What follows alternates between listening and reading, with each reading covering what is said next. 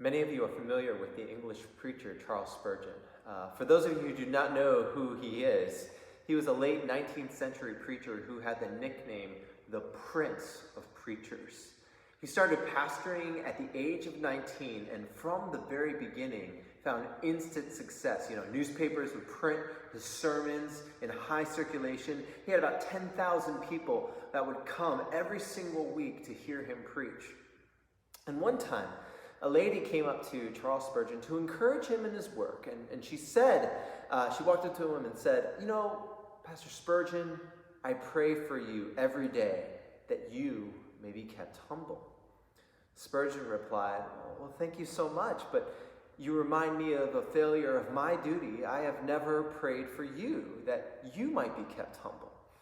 Dear sir, she cried, there is no need for such prayers, for I am not tempted to be proud. Spurgeon replied, how proud it was to obtain such a delusion. Now, what makes this story so great is it speaks to the truth in all of us. We often think of the problem in the world as being out there with other people, but it often leads to us not seeing our own blind spots, and we wonder why our lives are filled with so much chaos, quarreling, and disputes.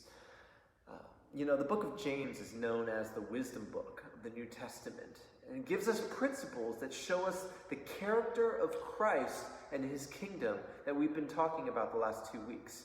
And here in chapter 4, which is our text for today, he goes into what it looks like to examine our hearts and seek out peace within ourselves, and how we can make peace with others.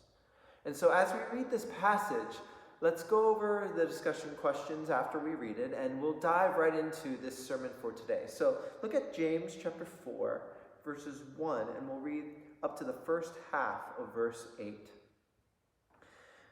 What causes quarrels and what causes fights among you?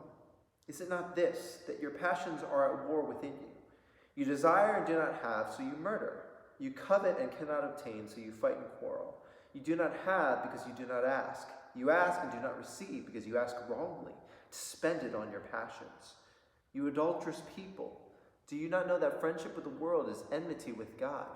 Therefore, whoever wishes to be a friend of the world makes himself an enemy of God. Or do you suppose it is to no purpose that the scripture says, he yearns jealously over the Spirit that he has made to dwell in us, but he gives more grace. Therefore it says, God opposes the proud, but gives grace to the humble.